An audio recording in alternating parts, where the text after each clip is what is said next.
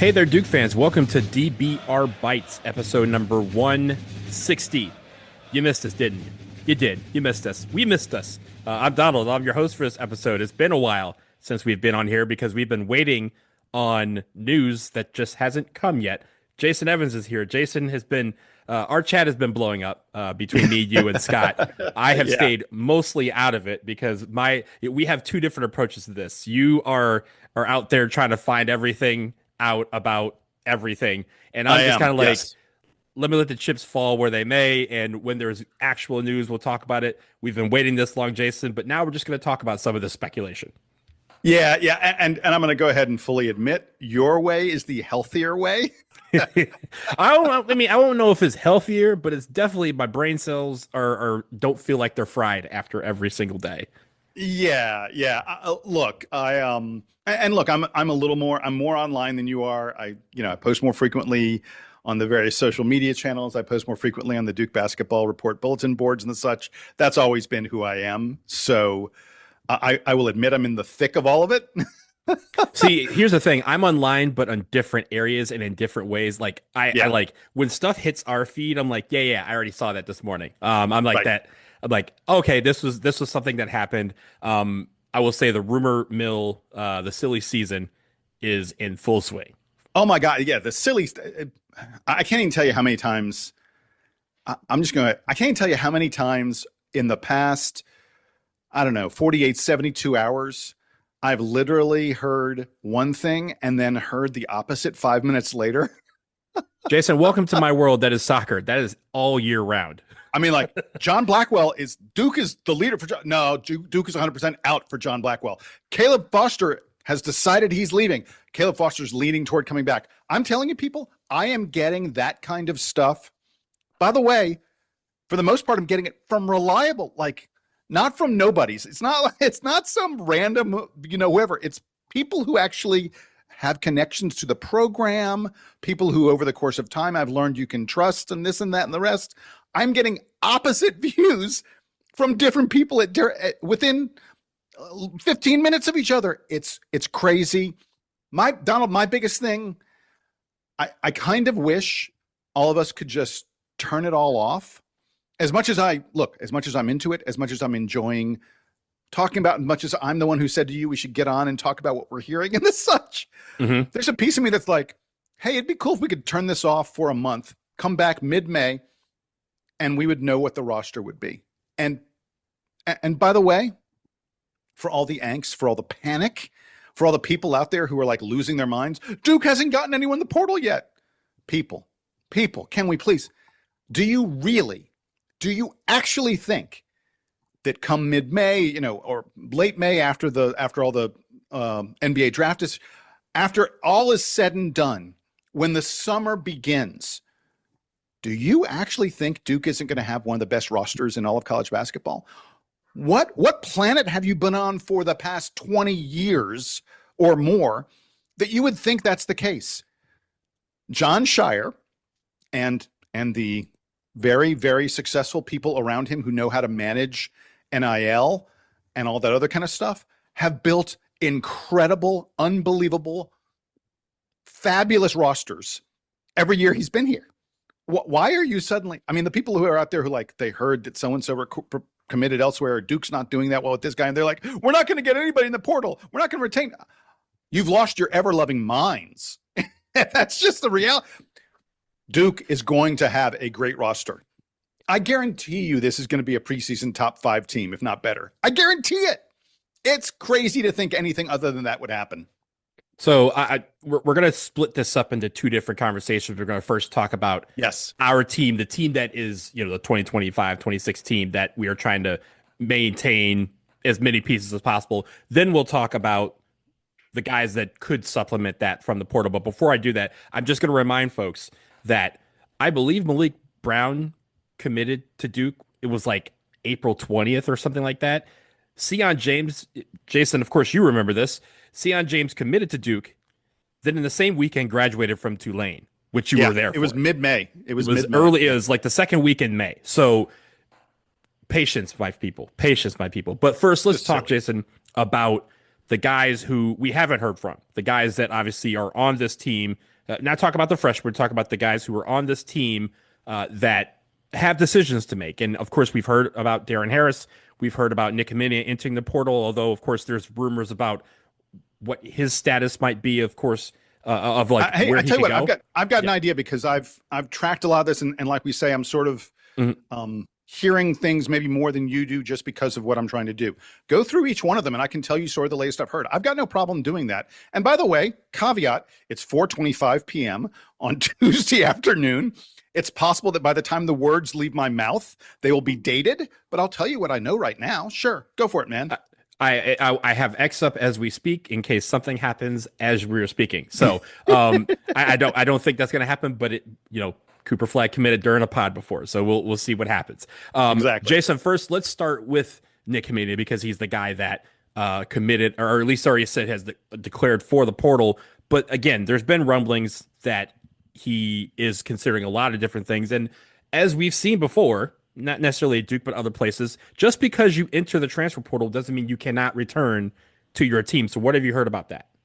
Yeah, I was when Nick first announced he was entering the portal. I thought his Duke career was probably over. I was pretty skeptical, and as we've alluded to, there is a lot of talk that even prior to him officially entering the portal, that some of the schools, especially West Coast schools, big name schools, UCLA and Gonzaga were the two names I heard the most, that they had reached out to Nick's people.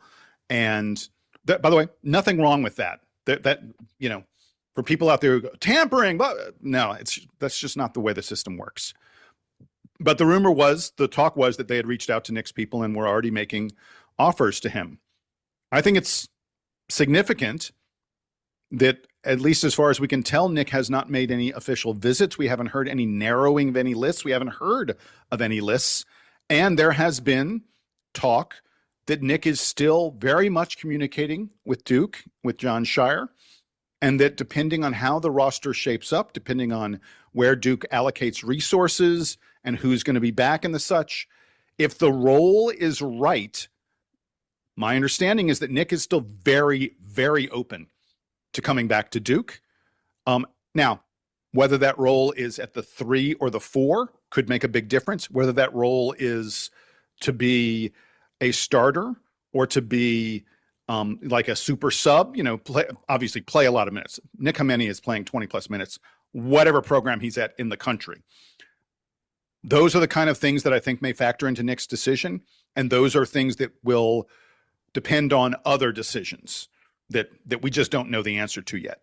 But I'll go ahead and say this. If for some reason Duke does not get anybody in the transfer portal who is a pretty significant name, I think the odds are really good that Nick Amenia may decide to come back to Duke, because in a circumstance like that, I think Nick Amenia sees a big role for himself on next year's Duke team. I think also keeping in mind that the transfer portal is what it is, and there's more than half of college basketball players are in the transfer portal at this time. I think also with kind of the new age of, 10 years ago where people would test the draft waters, right? They had that one opportunity to go get some feedback and come back. This is different because obviously people are opening up their options saying, okay, if I'm going to get X amount here, is there more out there for me? It's just like anybody who's applying for a job, right? You may have a job, but someone comes through and says, hey, I can give you a same job, but give you more money. You either consider it or you don't, but there's some of those angles that are being considered. Jason, I want to move on to another guy because I want to kind of do this sometimes in groups. Let's talk about the point guards on the team. Caden Boozer and Caleb Foster both have different paths of what they could do. But what do you see from both of those guys? So first of all, we'll start with Caden Boozer, and you're very aware of this news. Mm-hmm. The presumption is that the school that was kind of pursuing Caden, the school that Caden was considering perhaps instead of Duke, was the University of Miami. He is from Miami. He had ties to the area and to people connected to Miami, including Jay Lucas. And my understanding is that Miami was making a big push for Caden. It's just been announced, I don't know, in the past couple hours or so, that a Caden Lewis, someone who Duke recruited very heavily. Someone, am I allowed to say you know Caden's dad? You're friends. You're friends with the Lewis family. Caden Lewis has committed to Miami. Miami has made him. I'm not going to speculate on the offer, but my bet is that Caden Lewis is quite well paid because he had a very, very nice season at Villanova last year, a big time name in the portal. So Miami has kind of filled their point guard now. So I would say it is very, very likely that Caden Boozer has decided to come back to Duke. It doesn't make a lot of sense to me that Caden Boozer would not come back to Duke and let Miami fill their position. Right. So I think Caden's back. It hasn't been officially announced yet. Anything can change. You never know. Caveat, caveat, caveat. That said, I think Caden's back.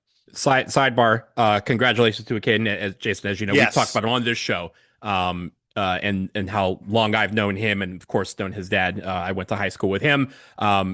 Did you change his diapers? Did you change his diapers when he was a baby? I did not change his diapers. I met him when he was like 5. He was an established human being at that point. I will say, getting it. I told you this and told Scott this. I have never bought a Miami Hurricanes basketball jersey. I will now because their NIL basketball jerseys, when they go on sale with Caden Lewis, that will be added to my collection. So then the other guy is Caleb Foster. I mean, if we're talking point guards, although I think I believe that just because of Caden Boozer and Darren Rippey, that Duke is talking to Caleb Foster about playing a little more off guard, on the wing. Donald, I can't even tell you how many different Caleb is leaving, Caleb is staying, Caleb is leaving, Caleb is staying messages I've gotten in the past 48 hours plus.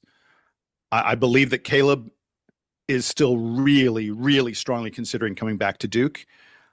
I believe that Duke is probably looking at him as a sixth man. That I think that Duke is still looking to find someone in the portal who will be a little bit more of a scorer on the wing. There are a lot of great things you can say about Caleb Foster, and there are certainly moments in games, you and I have talked about them extensively, where Caleb Foster turns into an absolute machine on offense. But that is not what he has consistently been. And I believe that Duke wants a little more scoring on the wing, at least in terms of who they want as their starting, shooting guard next year. And I'm not sure that is exactly what Caleb would excel at. So Duke is talking to Caleb Foster about perhaps being a super sixth man, so to speak, backing up, both guard positions, all three positions, because he's got the size and the strength that he could play all the way down to the 3. And I truly think Caleb is completely torn, has not decided at this moment, has not decided anything yet. Maybe he'll come back. And again, sort of like Nick, I think it maybe depends on what else Duke does in the portal as to whether or not Caleb really thinks that the right role is there for him. I will say that my understanding is that in the case of Nick and in the case of Caleb, these two guys who are sort of looking at what else is out there, Duke has not shortchanged these guys in terms of the money. My understanding is that Duke has made the right kind of offer to these players. If they make a decision to not come back, it will not be because Duke wasn't offering enough. It will be because Duke wasn't offering enough in terms of the role, not in terms of the money. So this is not Duke being cheap by any stretch of the imagination. And I'd go right now, I'm going to, pick a number out of a hat. I'll say like 60-40 that Caleb Foster's back at Duke. And of course, everyone's drawing the comparison to the decision that Jeremy Roach had a couple of years ago when he decided to leave to go to Baylor. And as we kind of seen, and of course, that what could have been a storybook ending for him ended by losing to Duke in the Sweet 16 with Baylor. And, maybe, at least for me, I hope that Caleb has talked with as many people as possible, but including Jeremy, to kind of get that taste of, hey, what is it like to be on the other side? And what, is the grass really greener if we're pursuing this dream? And I think one thing to kind of relate back to all of this, all the guys we're going to talk about, is all these guys have a dream. We kind of talked about this, Jason, early in the season. All these guys have a dream of getting to the NBA. Every last one of them. And Duke is a roster where, in theory, everybody on the roster that is part of the major rotation from 1 to 10 can realistically have that dream of getting to the NBA. Oh And yeah, it's about getting to, in their mind, what path that is going to be that gets them there and gets them to be able to realize that dream. Sometimes money is not involved in that. Like, if you have a dream to do something, you will spend whatever resources it will take to achieve that dream, and you don't care what is yielded at that point, right? Like, you're not, no one becomes, no one becomes a doctor. That's not a good example, but like, no one becomes like an artist because of the money. They want right. to live out their dream of being an artist. The money is secondary. The dream is being able to present their artwork, right? So that is what these guys kind of see. Their art is basketball. Their dream is getting to the NBA, the top of the top. And for them to realize that dream, sometimes they may have to decide that that dream takes them on a path that goes away from Duke University. That is what all of these guys are kind of grappling with. Sometimes the NIL numbers that are being thrown out here aren't going to compare to the realization of that dream. So I'm hoping that Caleb Foster, of course, we'd love to have Caleb there. But I know he's torn over this decision because he has this dream, and I'm sure he's trying to figure out, Scott, was it Robert Frost, Fork of the Road, two roads, that version of, that sort of thing. He has that kind of ability there. Now, Jason, let's get to, I reserved some of these guys for last because one, we have some guys that have other decisions, right? They have a decision of either staying at Duke or going to the NBA draft. Cameron Boozer, most likely gone. Don't need to talk about that. Now, there's three guys, Dame Sarr, Pat Gongba, and Isaiah Evans, who all have these decisions. Isaiah probably is leaning more towards going to the NBA. But again, what have you heard about those three guys? Because those are maybe the biggest question marks that might be the dominoes for everything else in the portal. Yeah, I believe that all three of those guys are only considering the draft or Duke, that there's no talk of the portal. And by the way, we should mention, here we are. It's exactly a week until the portal closes. I forget, is it the 21st or the 22nd? It's the 21st, like yeah. 21st. Yeah, so it's exactly 1 week until the portal closes. I think it is significant that other than Nick and Darren Harris, who went to Indiana, that none of these other guys for Duke have inputted their name into the portal yet.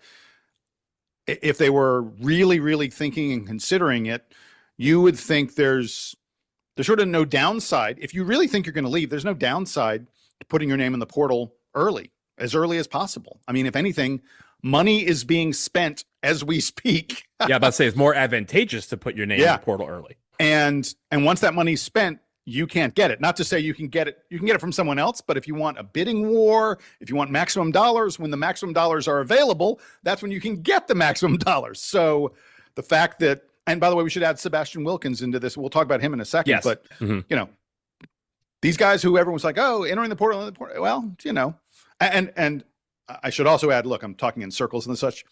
Just because you're not in the portal doesn't mean that your agents and your team isn't talking to other teams. That can happen as well. But bottom line, the fact that none of these guys have put their names in the portal yet, I think, tells you a little something. But getting back to the NBA guys, I believe Isaiah Evans is leaning pretty strongly toward the NBA draft. Look, they want to hear from more teams. They want to know exactly what the situation is with his draft stock. It looks like he's a late 20s kind of pick. Not a sure thing to go in the first round by any stretch of the imagination. But I think that Isaiah and his family and his team are very, very confident. They think he's probably going to show out pretty well at the combine and the such. So, his measurables, he's long. NBA teams like long. There are a lot of things to like about Isaiah's game from an NBA standpoint. He played way better defense. I think, I don't want to say, is it 90-10, but it's something close to that. I think odds are very strong that Isaiah is going to go into the draft and stay in the draft. I believe that Dame Sarr is thinking about the draft, but Dame, first of all, knows that his stock can be improved. Mm-hmm. Dame's probably, could he get in the first round? Maybe, but he's probably a second round draft pick. The offense just wasn't there for him. And I think Dame knows if he shows just a little bit more, a little tighter handle, a little more variety to his offensive game, a little more consistency from three, I think Dame knows his defense would allow him to really move up in a big way next year. So I think odds are really, really good Dame's going to be back. Pat is the tougher story. Patrick Gungba. My belief, my understanding is that Pat would like to come back to Duke. Pat's parents would like him to come back to Duke. They want him to go to the NBA when he's ready to be a significant player in the NBA. And both in terms of where his game is and more importantly, sort of what his injury status has been, they aren't sure that that's the case right now. I do think that there are people close to Pat who are saying, go for it now, take it. And it's a tough decision for Pat to make. I think there's a pretty decent chance Pat will declare for the draft and go see what he hears at the combine. First of all, needs to see if he can get the stress fracture under control so that he can work out at the combine.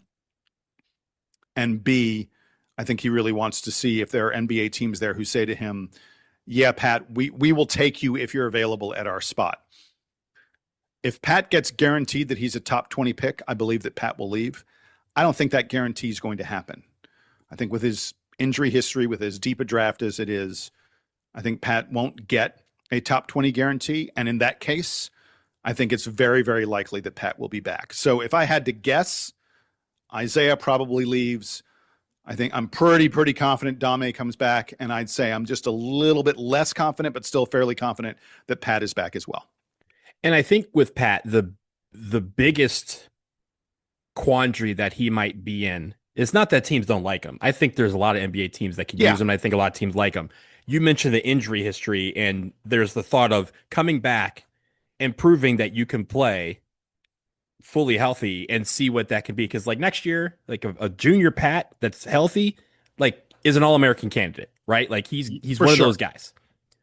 But there's also the risk, right? And I think that's where some of the guys who might be talking to him is saying, hey, the risk is you come back, and if you get injured again, then whatever stock you had goes down even further because of the injury history is now the narrative and not just something that was a freak thing that happened. So I'm sure he's debating the risk and the rewards of both staying at Duke and declaring for the draft. I'm with you. I think that eventually you may see him test the waters, but I wouldn't be shocked if he made the decision one way or the other, because part of what he's doing right now, I'm sure, is getting that information anyway, just on an informal basis, as opposed to going to the combine and having teams go, yeah, man, like we have the 18th pick.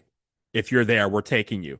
I don't know that he's getting that kind of guarantee either. It's very rare for guys to have that. And we saw that with Tyrese Proctor last year, that he got in the second round. That's even rarer. But I think that with Pat, I'm gonna say it's 50-50 for him whether or not he goes. I say the same for Dame, only because again, some of the little things that I'm hearing is that he wants to stay. His crew, his camp is saying, hey, teams want you, go get it. And it's hard to say turn down a dream or defer a dream for a year. That's what these guys are dealing with. All right, last guy, really, really quick. Let's mention Sebastian Wilkins. As much as I've been getting messages about everybody else on the Duke team, as much as I've been talking to people, there's just been very, very little talk about Sebastian. I think a lot of people think it's fairly likely that Sebastian will enter the portal. And there's been a fair bit of talk that he's already sort of decided where he's going to go. And that it may be to a coach that he knows from his high school recruiting. It's hard to say with Sebastian because I think kid would love to play at Duke. I just think he needs to see that he has a real role on next year's team. And until other decisions are made, it's just hard. It's really, really hard for him to decide what to do. I do want to mention to folks, there are going to be people who are going to be just so pissed. Like, what the hell? We brought this kid in. We redshirted. He didn't play a single second for Duke. I'm saying if Sebastian goes in the portal, there'll be people who are upset about that. I've been watching, if you watch the portal and guys who enter and the such, there's a kid for Pitt. There was another, I'm trying to remember. I've seen at least 3 different kids who are redshirt freshmen, just like Sebastian, guys who have not played a second for their team, who have entered the portal already. Like, they came to campus. They didn't play. There's a kid for BC. I remember now. There was definitely one for BC. Anyway, they came to campus. They played for they sat on the bench for a year, just played in practice, and then entered the portal. It's not unheard of for this to happen. So, I just I don't have a good read on what Sebastian's going to do. I think there's a pretty decent chance if Duke gets back, what they think they're going to get back. And look, Nick Hemania may be a big part of this. Nick and Sebastian play pretty similar kind of roles probably for a Duke team next year. If Nick decides to return back to Duke, I think that probably is, sort of the final, I don't want to say final straw, but the last thing that would maybe push Sebastian to go into the portal. Yeah, I think the only angst amongst people about Wilkins is the fact that he didn't play. And you get the people who have the word loyalty creeps in, and we've talked about where that stands in today's game. But it would be for me, it would be frustrating in a way. Not a full frustrating, but slightly frustrating that a guy who comes and redshirts a year ends up leaving. But that's just the name of the game. That's just, and if somebody's in his ear saying, we can get you a better role over here, his job is to listen to that. His job is to consider that and make a decision based off the information that he has. So, here's to hoping that he stays in some capacity. But again, it's going to be very difficult to see how that works. And also, as we kind of transition to the break, we'll talk about why that is going to be something that he needs to consider, because the portal is active. Duke, John Shire, active in the portal. We're going to talk about some of the guys we've been hearing about after this.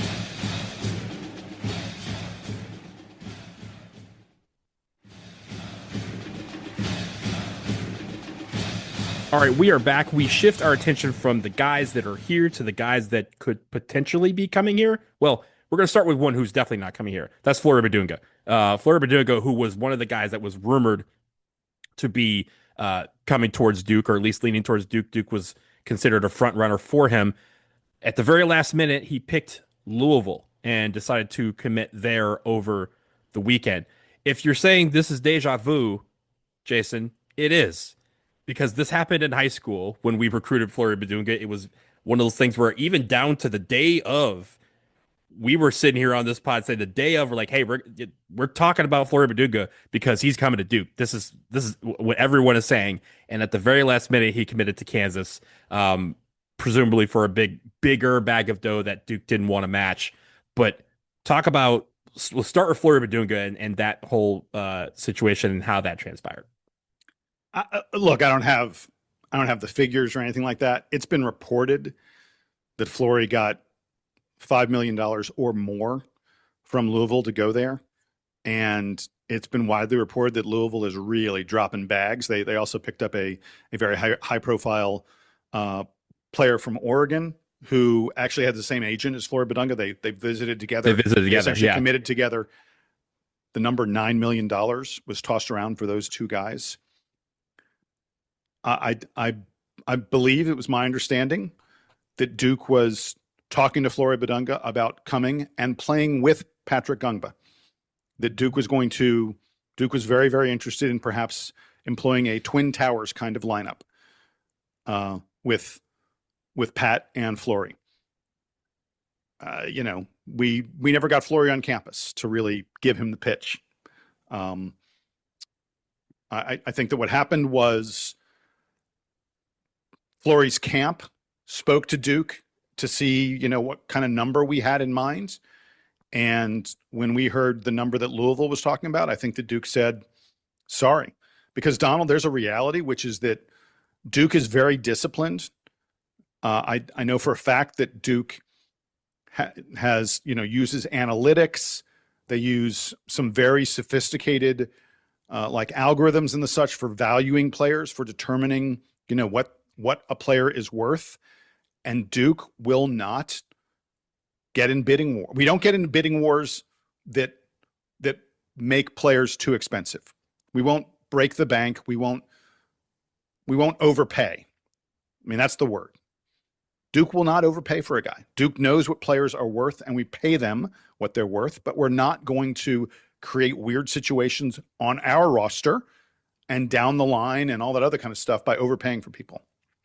And I believe that Flory Badunga was overpaid. And Duke was like, no, that's just not for us. And Jason, this goes back to the analogy I think I had on this podcast where everybody has $1,000 gift card, and we have $1,000 gift card, and everyone's at the same store. They're trying to buy everything, and they'll just do whatever they can to spend that. We're the team in the store. We're one of the few teams in the store that doesn't have the $1,000 gift card because we can pay in cash.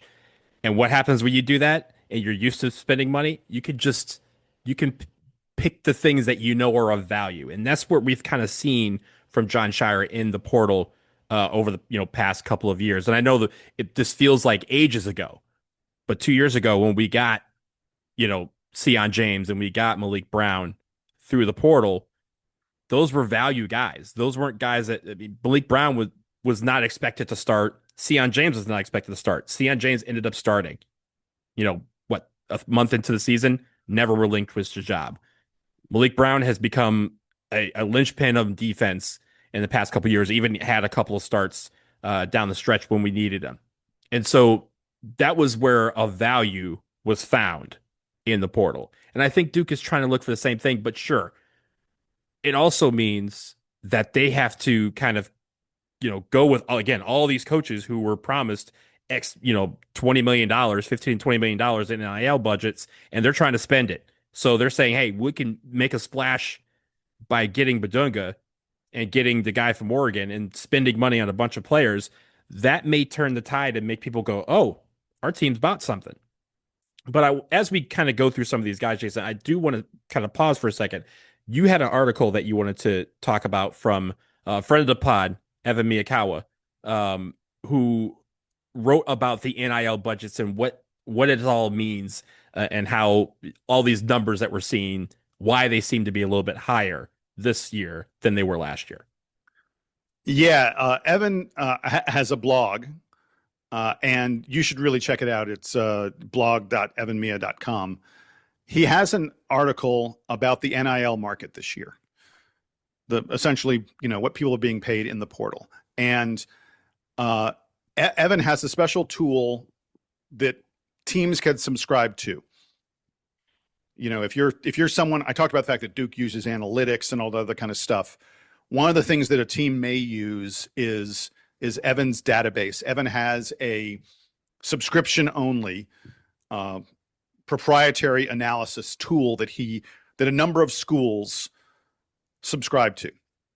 I don't know the exact number. Evan has said it's 30 plus, I believe, is the number he said. Power conference schools, for the most part, that pay a pretty penny for his information. And the information goes two ways. It's both him providing them with information and them providing him with useful information, specifically about what players are being paid in the portal. And I want to stress, unlike the rumors that you hear, we talked about the $9 million for Jackson Shellstad and Flory Badunga. Unlike rumors and stuff that agents are putting out there, there is no reason for one of Evan's subscribers to lie about the numbers. It doesn't provide any benefit to them.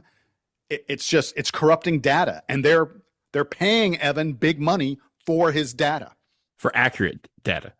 Exactly. So I'm inclined to believe that the numbers that Evan has are true and real, and that they specifically come from schools. What Evan says in this blog post is that the NIL market this year, the value for a Division I player, average across the board, is up 65% from a year ago.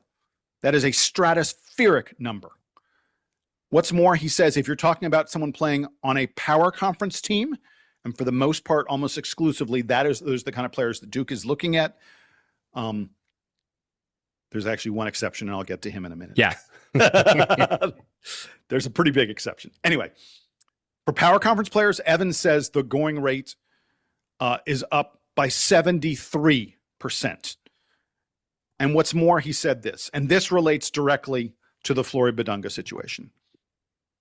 He said, based on so many teams across college basketball, looking at the teams that succeeded last year, specifically Michigan, Duke, Arizona, Florida, arguably the 4 best teams in the country last year, the 4 number 1 seeds, all 4 of those teams were big, huge. They had, guys who were center-sized playing at power forward. Heck, they had guys who were center-sized almost playing at small forward. Michigan had Yaxel Lendeberg playing on the wing, and he was previously a center in college basketball. So Evans said what happened is everyone in college basketball is like, got to get bigger. And that has made a real run on the big men. And as a result, Evans says, based on his metrics, based on his data, big men are being overpaid. That's just one of the phenomenons we're seeing right now in the portal. If you're big, you're getting paid more than like the wings and the point guards and the such. And I believe that's one of the reasons that Duke did not end up with Flory Badunga, that there's sort of a run on big men. Big men are getting overpaid. And like I said, Duke don't want to overpay for a big man. Well, Jason, I had hinted that big men were kind of the thing, the it thing this summer, or at least this spring with regards to the transfer portal, because I mean, take a look at us. It's not like we were small. We were the second tallest team in college basketball, right? And even within that, there's still some people who are saying Duke wants to get even bigger, right? We were talking about a Twin Towers type of lineup, like we didn't have one this year with Cam Boozer and Pat Gongba. Yeah, right? Exactly. Cam was 6'9". So you have these teams who are trying to get big. You can teach a bunch of guys to shoot threes. You cannot teach 7 feet tall. So there's that aspect of these guys are going to get a pretty premium because of the fact that all they got to do is walk in and go, hey, I'm 7 foot tall. Who wants me? And a bunch of people are going to start throwing bags. Olivier Rioux at 7'9", the tallest guy ever in college basketball, is commanding $3 million in the portal, right? He has played like 42 seconds relative to some of these other guys. Man, I'm going to be honest. I don't believe that's. There's just no way. There's no way. No one's going to pay him. It's not about, again, you only need one team to say yes, right? Like, what is the value of somebody? What somebody's willing to pay him. If somebody's willing to pay him $3 million to maybe not even play because of the publicity that they'll get from having a 7'9" dude on their team, hey, man, collect the check and sit on the bench if you need to. That's just probably his angle. I mean, okay, whatever. Duke's not paying it, but so yeah. Let me give you a couple names really quick that I've heard may be associated with Duke in terms of portal guys. And again, I want to stress, I don't know anything for certain. I'm just telling you what the rumor mill is telling me. I've heard we've talked about John Blackwell of Wisconsin. There's lots of talk that John Blackwell was sort of down to Illinois or Duke. There are other schools who are trying to get involved there. Blackwell is on a visit this week to UCLA. I think it's even today that he's visiting UCLA. Blackwell is a wing and a heck of a great outside shooter, a great creator, a great scorer. Dude averaged like close to 20 points per game in the Big Ten on a tournament team. This wasn't someone averaging a lot on a team that's at the bottom of the standings. His team was, legit good team, and he was scoring 20 points per game. So that is a big time player. There's a belief out there. People are saying that Duke was in great shape with Blackwell, and now people are a little bit like, maybe not. We'll see. I'm not as sure that Duke is as involved with Blackwell. The bidding on Blackwell, I think, is, we talk about Duke doesn't price overpay. The brick has gone up. Yeah, the price of the brick's gone up on John Blackwell. So I'm not so sure about him and Duke.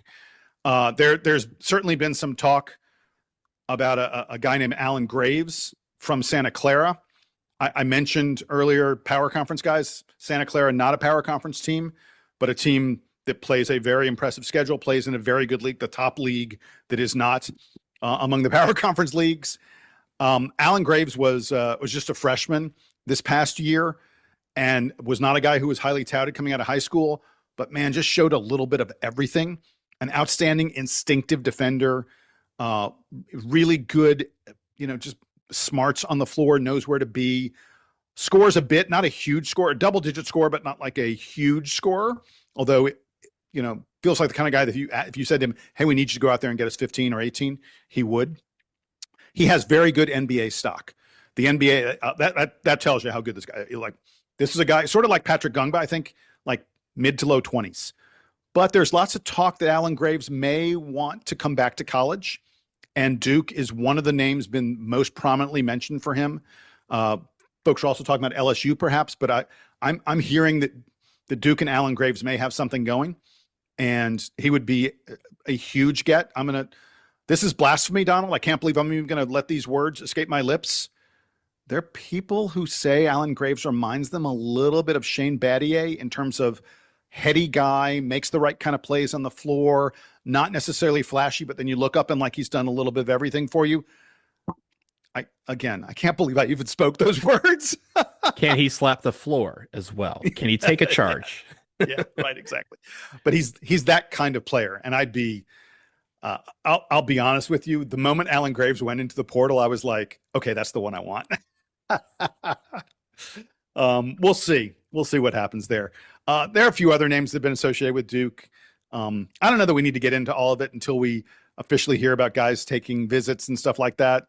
But I believe that Duke is still very, very much looking at the portal and wants to see what happens there. And the roster isn't done. Let's just put it that way. The roster is not done. And I think we'll get a lot more clarity in the next week and a half or so. So, Jason, I think that's a good point. As before we close, I did want to mention a couple of things that just in general, right? Like John Blackwell, Alan Graves. Alan Graves, he shoots what 40% from three, 41% from three, lower volume, right? But he still is able as a four to be able to kind of be kind of a stretch four at times. John Blackwell. By the way, really quick, if you want 3-point shooting, there have been talk that Duke may be involved a little bit with Milan Momcilovic. Played at Iowa State last year. That dude hit nearly 50% from three. Led the league, led the nation. Yeah, I kid you not. I'm about to say something. You'll be like, wait, really? Momcilovic might be one of the 10 best shooters on the planet right now. Not in college basketball, in all of basketball. Like he really might, So we'll see what happens there. Not a great defender, not a great rebounder, but man, can that kid shoot. Wow, he can shoot. Yeah, so my thing is like, I'm looking at Duke, and I think Duke is probably going after a couple things, right? We mentioned Cam Boozer leaving is 20-10 out the door. You can't recreate him. You can't bring in another guys from this freshman class or whoever that's going to be able to do exactly what he did. He was the consensus player of the year. So you have to recreate some of that scoring. And if you lose Isaiah Evans, that's even more scoring that you have to replace, right? And so you kind of have to recreate that. One thing I would love to see is one of those wing guys who can put up 15 to 20 points a game, who can hit 40% from three, those and then play some defense, because those are the three things that Jon Scheyer is looking for. I think also if you're going to have a bigger lineup, having a backup big, he could start, but he could also be, a guy who can be in the pinch, sort of like a Malik Brown, someone who can really provide some rim protection and really provide some rebounding, because again, those are two things that are kind of going away. It's going to be hard to kind of spin under the budget to get those two things, because those are the two things that are in most demand from almost everybody. And then lastly, Jon Scheyer also has a spot on his coaching staff to fill. I'm very curious to see what he does with that, because we've seen him go outside the program. We've seen him, stay within the Duke family. Just last year, he brought in Evan Brads. He brought in Ty Thornton, did one of each. Evan Brads goes to become the Belmont head coach. Now we have another opportunity for him to bring in a coach. And I'm wondering where he goes with that, because I think it'd be fascinating to see, a veteran coach that has some experience. I'd be interested to see if he goes towards the NBA again, like he did with Evan Brads, bringing in the young guy from the NBA that has that pedigree that is going to be a head coach somewhere in a couple of years. That's kind of been what he's done. He kind of has his own little tree, coaching tree, blossoming here. But all of that is going to also affect some of these transfer portal decisions because if you bring in another coach that's like, oh, I know this guy, nobody's really talking about him, but I can get him. That's going to be part of the deal here. So, long story short, this is a long way from being finished. As we mentioned, we haven't even reached the end of April yet, early May, when we didn't even know Sion James's name at this point 2 years ago. He wasn't even a guy on our radar, and then all of a sudden he became one of the more fundamentally profound transfers that we've had in Duke's history. So, Jason, last word on just the transfer portal in general before we get out of here. Yeah, these are interesting times, and like I just want some. Please, folks, be patient. There's just so many people out there that I'm reading like that are panicking, saying, "Oh no, Shire's making us fall behind," all this other kind of stuff. People, believe me, believe me, John Shire's not asleep at the wheel. It's so ridiculous that the folks who are impatient, who think, if something hasn't happened immediately, that it's never going to happen, or that things aren't going on behind the scenes. Like I said at the top, Donald, the idea that Duke won't have a really, really impressive national championship caliber roster. Where have you been, people? What possible evidence would you have for thinking that that's going to be the case? It's absurd to me. I am absolutely confident. I think Duke's going to be great. Duke's going to be just fine. And you and I are going to be doing emergency podcasts, I bet, in the next, 48, 72 hours, next week or so, about guys coming back who we'd love to get back, about, possible portal additions or, high school, international recruit, whatever it may be. Believe me, folks, this roster is going to be just fine, and you're going to be super excited about it.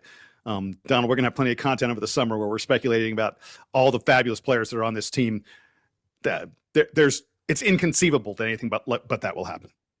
I mean, look, we haven't even gotten to the schedule yet. We don't even know like some of the hard games we're going to have next year because we're going to line up a murderer's row once again on the schedule department. So very quick, Jason, last thing I want to say is the WNBA draft was last night. Congratulations to Tana Meyer, who went to the Seattle Storm, and Ashlyn Jackson, who went a little bit later to the Golden State Valkyries. Looking forward to seeing both of them in the W. They had obviously great careers at Duke, and Duke women is also active in the portal. They got one of the best guards in the portal from Texas, who everyone has said made Duke an instant top 10 team just by adding her alone, not to mention some of the players that are coming in like Autumn Fleury, who has dazzled so far on the high school circuit. Looking forward to seeing her and the rest of them and as they fill out their roster as well.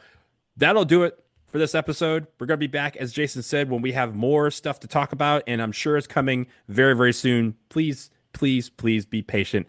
Things will come. Let Duke be Duke. But until then, stay tuned. Questions for us, dbrpodcast@gmail.com. Jason, last word. Very last word. Yeah, it's 5:08 p.m. right now on Tuesday. I want to be clear. If something happens at 5:10 p.m., it wasn't our fault that we didn't cover it. Nothing happened in the time that it took for us to do this. I'm not so sure about that. I'm hearing things. He's hearing things. I'm sitting here again, just going to go for a walk or just go to clear my mind because all of this is fun. Silly season has begun, ladies and gentlemen. It's in full swing. We'll be back very, very soon. He's Jason. I'm Donald. This is the Duke Band playing us out and taking us home.